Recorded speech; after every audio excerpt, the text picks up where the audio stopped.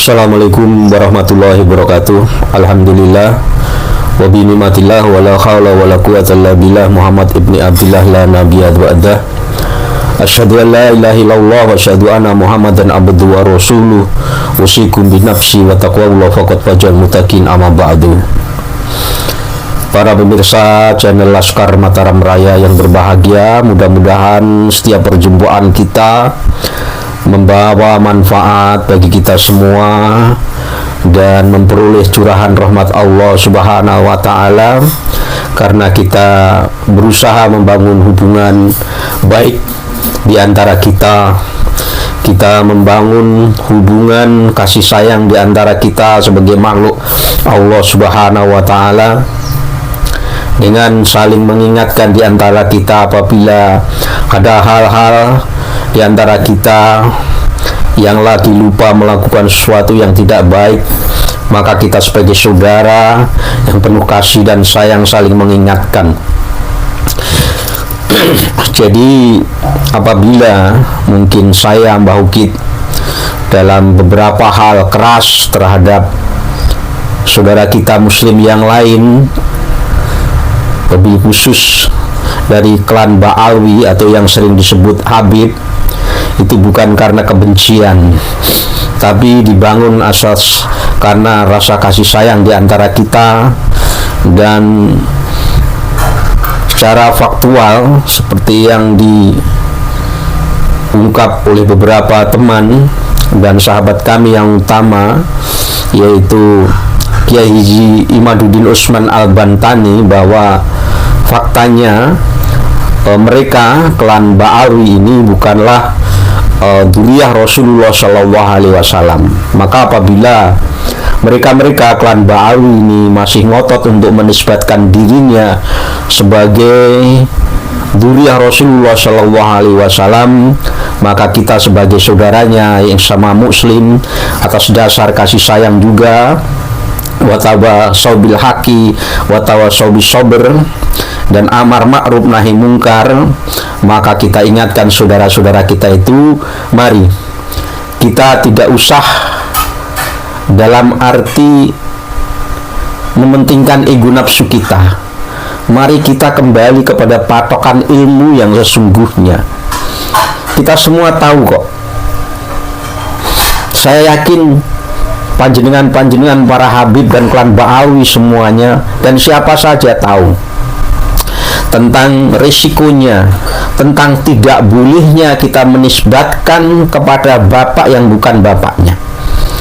Apalagi ini menisbatkan dirinya kepada nasab suci Rasulullah Shallallahu Alaihi Wasallam. Apakah kira-kira ada yang lebih penting? Apa ada yang lebih sakral daripada mempertahankan nasab suci Rasulullah Shallallahu Alaihi Wasallam? Maka ini adalah masalah penting. Bukan hanya sekedar seolah-olah kita iri karena mereka di Nusantara ini laris. Mereka, apa yang mereka katakan, semua Islam Nusantara terutama warga NU selalu percaya dan dikerubuti jamaah, atau di panggung-panggung mereka rame, terus dengan bisyarah yang tinggi, kita iri. Bukan karena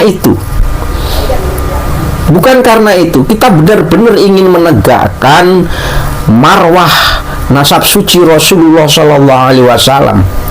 Itu saja. Karena sudah saya sering katakan, itu dosa besar.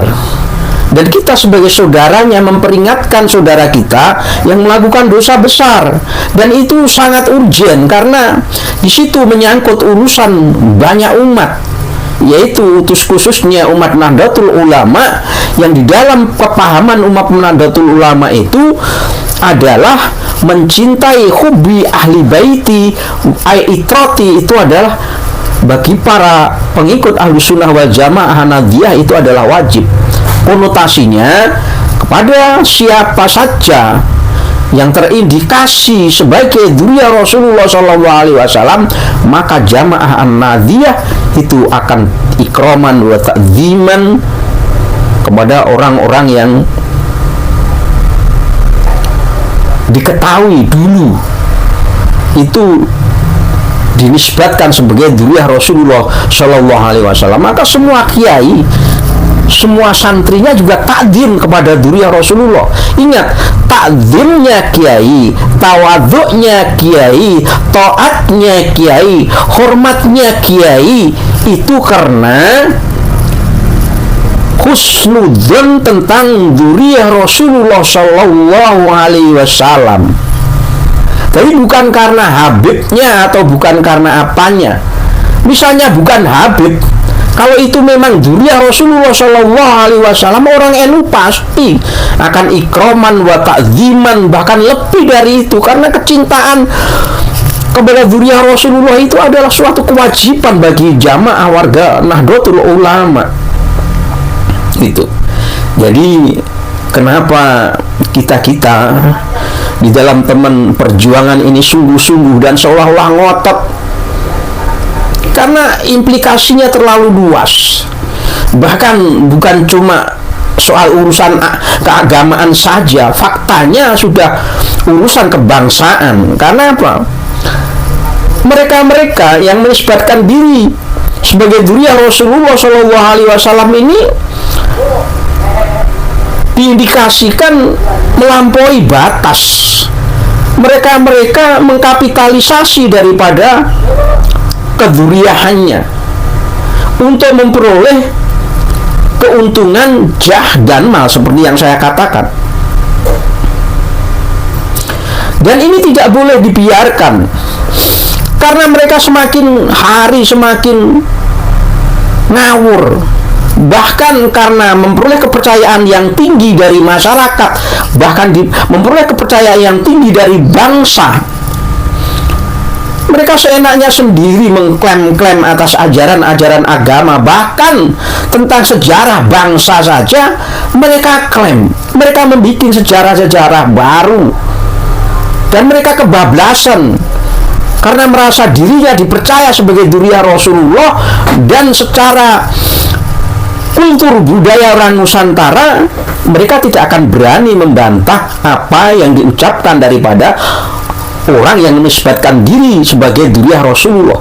Akan selalu dipercaya. Coba saja bagaimana Habib Lutfi membuat sejarah, mengacukan sejarah, baik itu sejarah kebangsaan Nusantara atau sejarah NU khususnya misalnya, dibelokkan. Mana ada kiai yang menentang? Semua takzim, percaya terhadap apa yang dinyatakan oleh Habib Lutfi, sehingga akhirnya sejarah ini rusak. Dan kiai-kiai diam karena apa? Yang berkata cucunya Rasulullah Shallallahu Alaihi Wasallam, walaupun itu menurut persepsi dan pengakuan.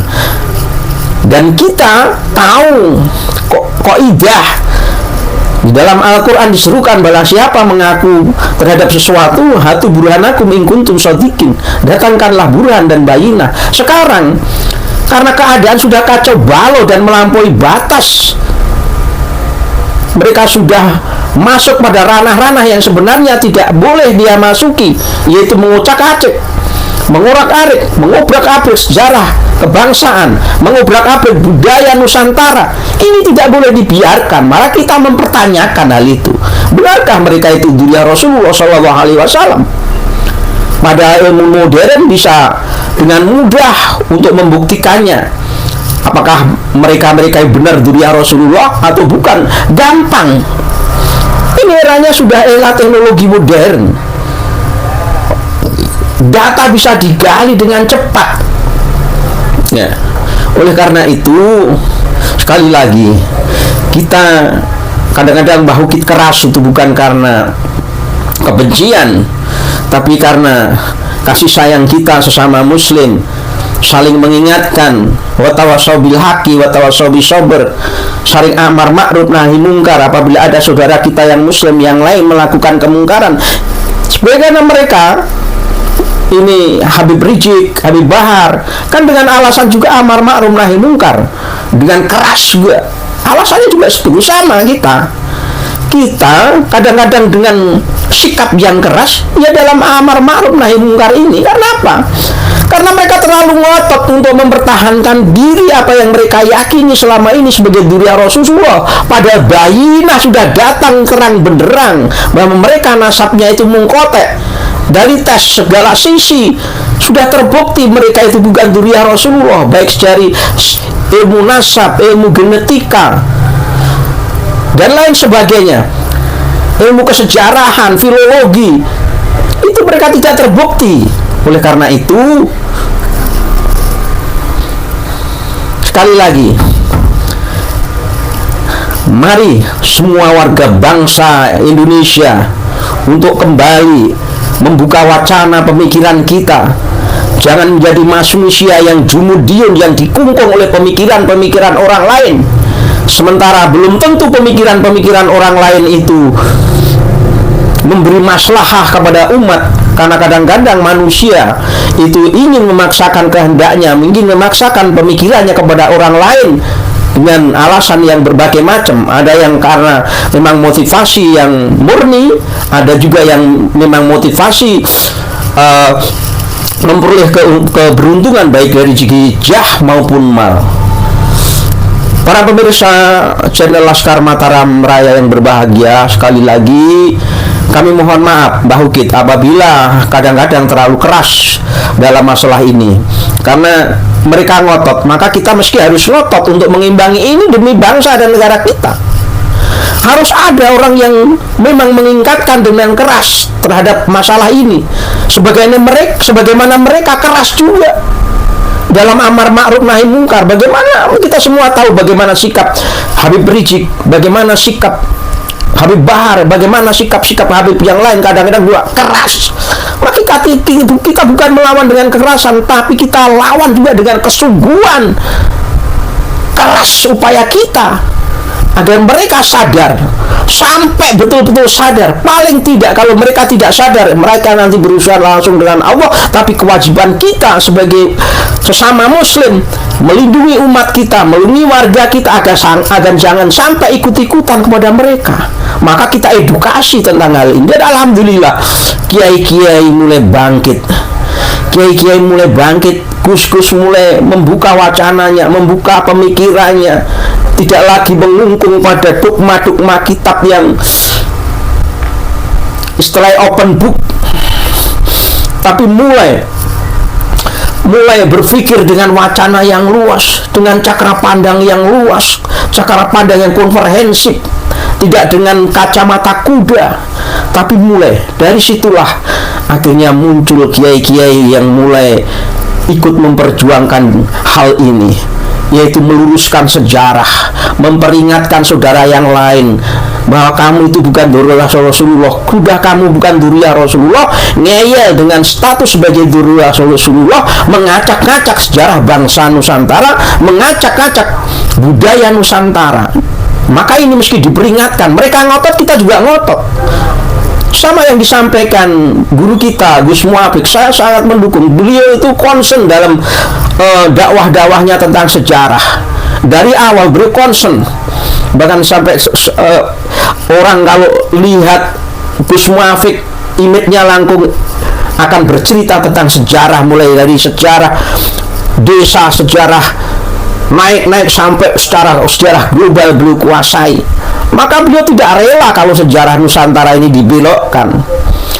Dan beliau tidak rela kalau ada kiai-kiai dan gus-gus warga bangsa diam dengan diobrak-abraknya sejarah nasional ini.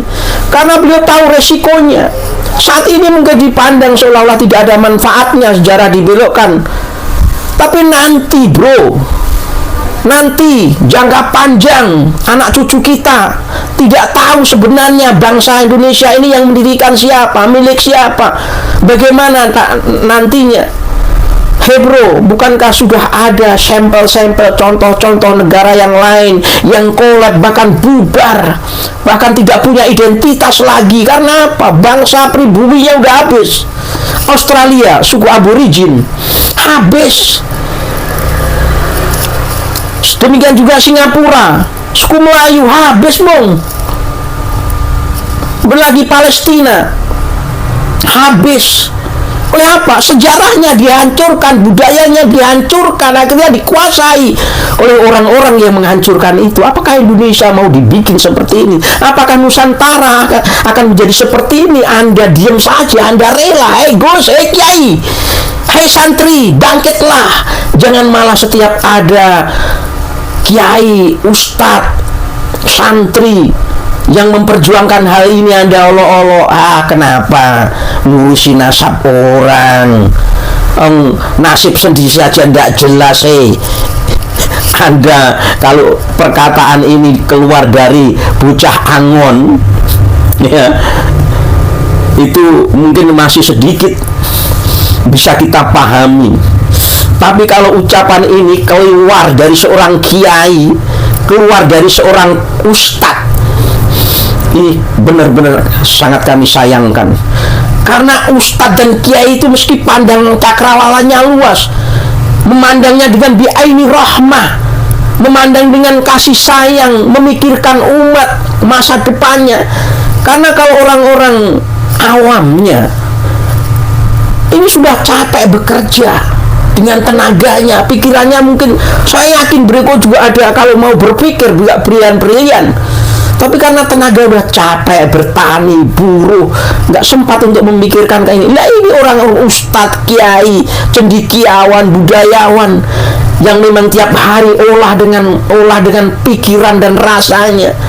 Masa berkata sejarah tidak penting, ngurusin nasab orang, nasibnya sendiri saja tidak jelas, ngurusin nasab orang.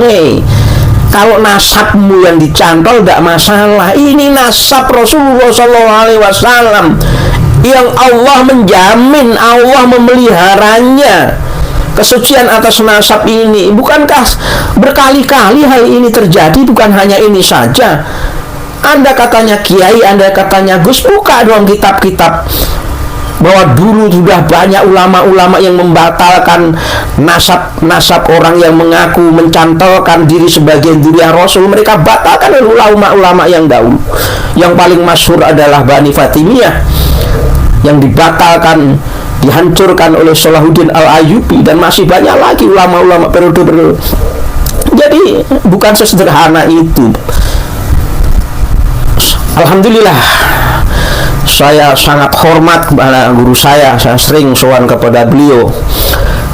Memang beliau konsen di dalam hal sejarah. Gus Muafiq ini sekarang memperingatkan, dan ini saya menyimak berkali-kali ceramah beliau, dan ini ceramah yang paling mungkin di dalam dada beliau sudah sesak, memikirkan kok semua pada diem. Ustadz-ustadz, kiai-kiai sejarahnya dibelokkan kok pada diem. Maka beliau memuntapkan semuanya. Mereka ngotot, kita harus ngotot. Kalau tidak begitu anak cucu kita nanti habis, bangsa ini bukan bisa habis. Maka beliau memperingatkan, jangan main-main dengan sejarah, Bung. Jangan main-main dengan sejarah. Oleh karena itu lebih jelasnya mari kita simak bagaimana penjelasan Gus Muafiq tentang hal ini, ya, agar kita lebih terbuka wawasannya. Karena Gus Muafiq ini jamaahnya banyak sekali, dan jamaah murid-murid Gus Muafiq itu rata-rata juga sudah di rumah punya pondok juga, punya jamaah, punya jamaah. Teman-teman kami banyak yang punya jamaah dan murid Gus Muafiq, dan saya sendiri lama sekali sering sowan kepada beliau.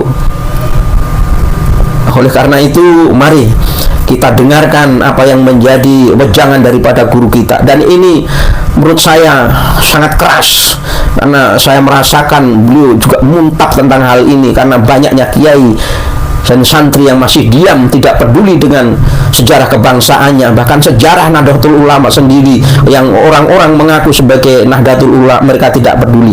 Dan inilah peringatan dari Gus Muafiq. Mari kita simak bersama-sama, semoga bermanfaat. Sekali lagi, ini atas dasar kasih sayang, bukan atas kebencian seperti yang mereka tuduhkan selama ini, ya. Waalaikumsalam wassalamualaikum warahmatullahi wabarakatuh. Mari kita simak bersama apa yang disampaikan guru kita Gus Muafiq.